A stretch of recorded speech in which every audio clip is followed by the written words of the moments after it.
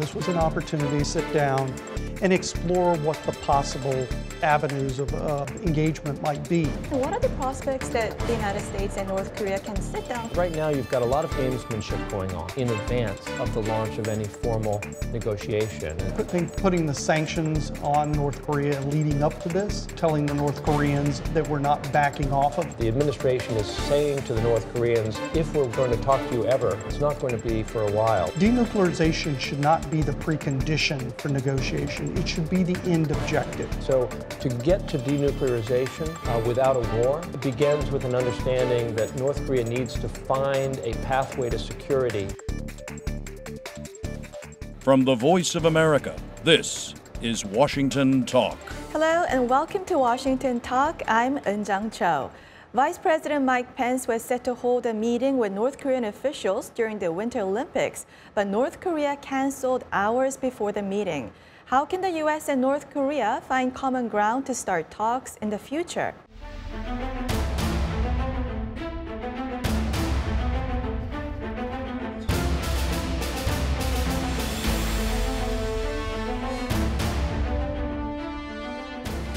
Wanted the honor of meeting with men and women who fled the tyranny of North Korea to hear your stories.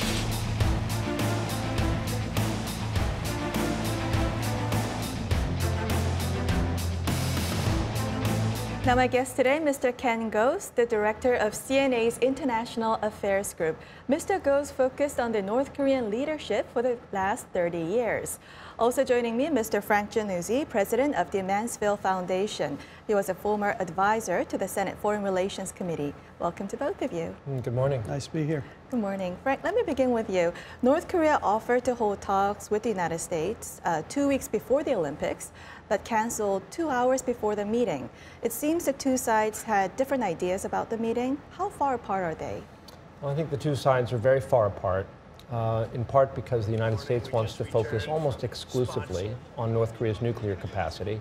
And the North Koreans, for their part, have announced that they consider that to be something they don't want to negotiate about, at least not under the current circumstances, and really want to focus on what they call the removal of America's hostile policy.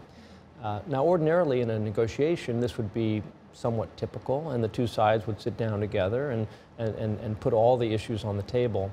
But right now, you've got a lot of gamesmanship going on, with both sides, I think, trying to shape this environment in advance of the launch of any formal negotiation. And for the Trump administration in particular, I think they are afraid to look weak in the run-up to talks if they ever get started. So they're trying to really drive a very hard bargain, essentially demanding that North Korea meet their negotiating terms in advance. And the North Koreans are having none of it. Ken, do you want to add to why the meeting was canceled? Well, I think possibly the meeting may have been canceled because of the statements that the U.S. was making, especially Vice President Pence. Very hard line. He had meetings with the family of Otto Warmbier, as well as defectors. He visited the Cheonan. And this basically sent a signal to North Korea that the U.S., if they were to meet, was probably going to lecture North Korea on the need to give up its nuclear program, its human rights violations, and they were not going to put Kim Yo-jong, the sister of the Supreme Leader, in a position where she's going to be lectured to. I think Ken makes a really good point. I mean, the Vice President and the President himself have wanted to put the human rights issue on the agenda. It was featured prominently during the State of the Union address by the President. And I think that's fine. But there's a time and a place for when to put that issue front and center. And I think in the run-up to what could have been very valuable exploratory talks with high-level North Korean envoys, for the United States, for the Vice President to highlight that, I think it was sort of boorish, amateurish from a diplomatic standpoint. And I think the North Koreans took offense and decided at the last minute to pull out of those talks. So, Ken, do you put more emphasis on the fact that this almost happened or the fact that this was canceled? In my opinion, it was an opportunity lost. This was an opportunity for the U.S. and North Korea to sit down and explore what the possible avenues of engagement might be. what the art of the possible might be. And unfortunately, we were not able to pull that off. United States' latest round of sanctions comes before the closing ceremony at the Pyeongchang Olympics. What is the signal here, Ken? I think this is basically sending a signal both to North Korea and South Korea about the U.S. position. The U.S. is not in any mood right now to negotiate without precondition. And I think putting the sanctions on North Korea leading up to this is, telling the North Koreans that we're not backing off of our policy. And it's telling South Korea that any plans that President Moon may have had to try to persuade the U.S. To soften its position is probably pretty much a no-go. Frank, is the United States interested in sitting down with North Korea at all? Well, the signals they're sending right now are that they don't think it's the time for engagement. They seem to be sending all the signals right now that they want to see the pressure build in advance of any possible talks. The president himself has, over the last several weeks, gone back and forth with mixed messages about his willingness to have dialogue with North Korea. But the announcement of sanctions on the eve of the closing ceremonies of the Olympics, to me, strongly suggests that Ken is right and that the administration is saying to the North Koreans, if we're going to talk to you ever, it's not going to be for a while. We want the pressure to build on you. We want you to absorb the seriousness of your situation. So we've just discussed how far apart North Korea and United States are. But do you have any ideas how we could keep the denuclearization still on the agenda, but still bring North Korea to the table? Well, I don't know if we had the magic solution, I think we'd both get Nobel Peace Prizes and we would have shared it with the governments in advance.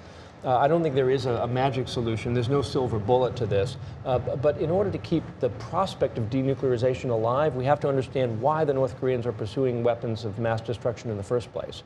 And that's because they feel profoundly insecure about the future of their country and the future of their regime. They believe they need these weapons in order to survive. So to get to denuclearization without a war begins with an understanding that North Korea needs to find a pathway to security that is of equal value and equal reliability for them as what they are deriving from their pursuit of nuclear weapons. So this is a negotiation where we have to come up with a security future for North Korea that they consider to be of equal value to their nuclear weapons. We have to give something to get something.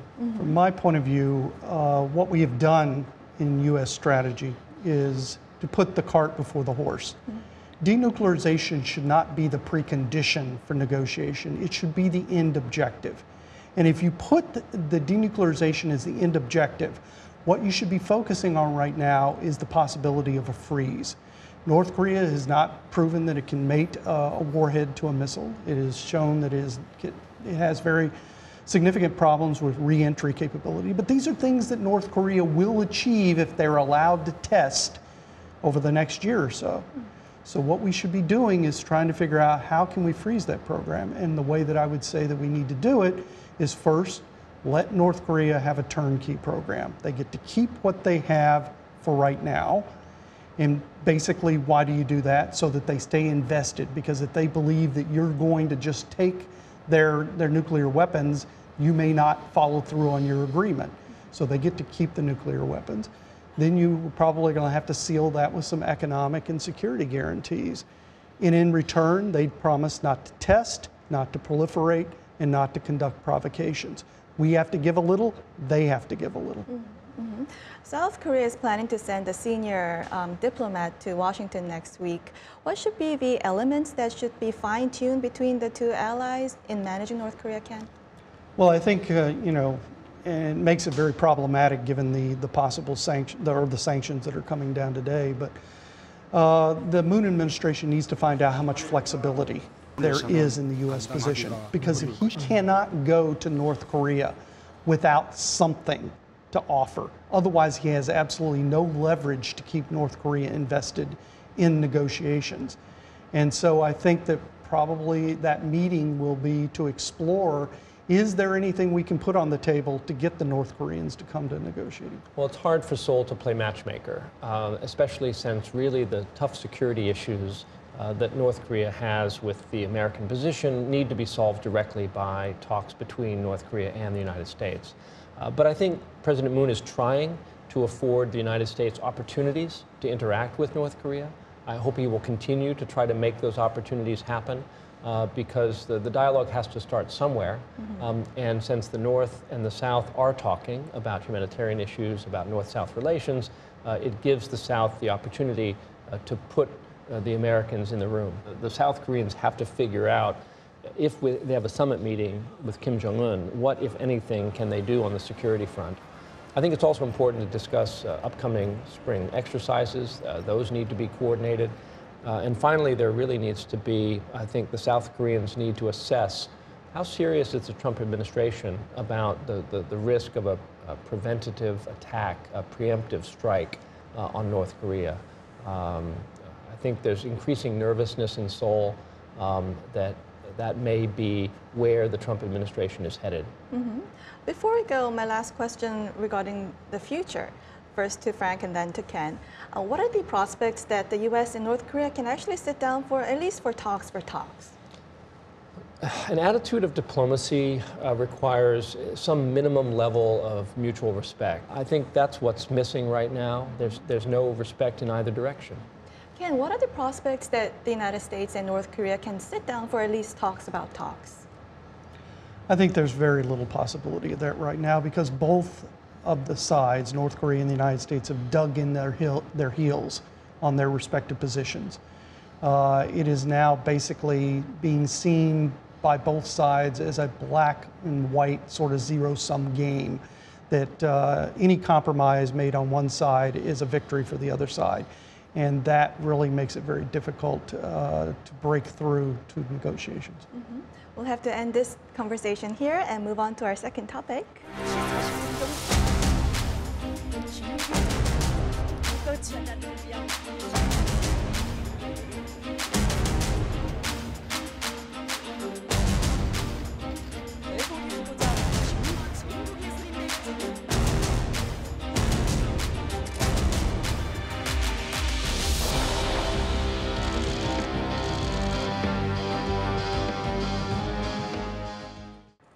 Kim Jong-un's sister, Kim Yojong, got much media coverage during the Olympics. Who is she and what is her role in the Kim regime? Now, Ken, you've studied the North Korean leadership for 30 years already. What is Kim Yojong's official role in the government and how powerful is she?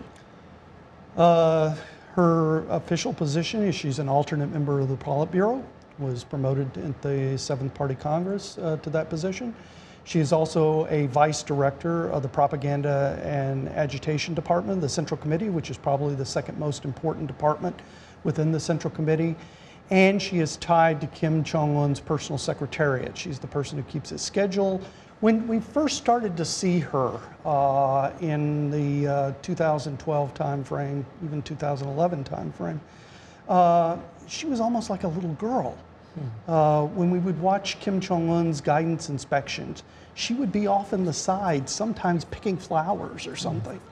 And now, over the years, we have seen her mature and grow in terms of her roles and responsibilities, where we often now see her at Kim Jong-un's, right close to him, basically providing directions about the people around him. And we suspect that, going forward, that's only going to grow, and she's going to become much more of a face of this regime. Frank, do you think Kim Yojong successfully fulfilled her mission to the South Korean Olympics? I don't know how the North Koreans viewed it. I think from an American perspective, her mission had mixed results. It's impossible for any propagandist or messenger to erase the knowledge of North Korea's human rights abuses, their proliferation of weapons of mass destruction. So I don't think that was a realistic objective for her, but I think she softened the international perspective of the North. She humanized North Korea. And she also, I think, represented North Korea with a kind of a pride and a kind of a, if you will, a sort of a sophistication that caught many people off guard. And while she may have been an attractive face on the TV, I don't think that she did a lot to really change people's fundamental perceptions of North Korea. Ken, Washington Post called her the Ivanka Trump of North Korea. Do you agree? Partly. She is a family member who has the ear of the leader. She probably has a broader portfolio than Ivanka Trump does, but she probably does not provide the level of advice to Kim Jong-un yet. She's being groomed to take that role, but she probably isn't there yet. I think probably Ivanka Trump has probably more sway in terms of the policy area vis-a-vis her father than Kim Yo-jong has with Kim Jong-un. Frank, how would you compare Ivanka and Kim Yo-jong? Well, I mean, it's almost ludicrous to try because they've come from such completely different backgrounds. And I think Ken's point that both Kim Jong-un and Donald Trump are mistrustful of professional advisors, mistrustful of the governments they lead to some extent, and rely heavily on close blood family connections for advice, for counsel, for consolation. In that sense, I think that they fulfill very similar roles, Ivanka and Kim Jong-un's sister. But apart from that, I think they're very different people. And according to information that the U.S. government has put forward, Kim Jong-un's sister, Kim Yo-jong herself, may be linked to or tied to human rights abuses in the North. And there's no such evidence, obviously, of Ivanka Trump being involved in comparable activities. So they're very different people. Ken, before we go, how would you describe the North Korean regime? Is it a communist regime or a dictatorship? It's a hereditary totalitarian regime on top of a communist bureaucracy that has elements of a mafia family. But even though people describe it in very bizarre terms and try to put it in convenient boxes, we need to understand that North Korea has its own equities, its own objectives and goals that we need to take seriously. I agree with Ken, and the key thing to what he said, I think, is that this is not a monolithic state. It has structures, it has bureaucracies, it has party and military and family, and we need to understand that each of these have their own points of view and their own interests. We'll end this conversation here and move on to our next segment. Now, time for the photo moment, a time to look at an interesting North Korea picture. Now, the photo today is a cartoon on The Blade, a daily in Ohio. The title is North Korea's Charm Propaganda. The cartoon is about an ice skating duo with a Western man at the bottom named Media holding up Kim Jong-un. On Kim Jong-un, it says North Korea's Charm Propaganda. Frank, what are your thoughts? Well, I think the criticism of the media on handling of the Kim Yo-jong visit to North Korea, to South Korea, is really unfair. I don't think that they tried to glamorize her. And I also think that the charm offensive of the North was as likely to be found offensive as it was charming by many of those watching. But nonetheless, I love the fact that here you've got North Korea playing on the world stage. And from my perspective, that's a good thing. Let them try to put their best face forward. Let's see how it sells. And let's have the international community have a chance to interact with North Koreans rather than view them just in isolation. Ken? I agree with everything that Frank said. It's interesting here. It seems to be a perspective of Trump's worst enemies, the press and North Korea, supporting each other.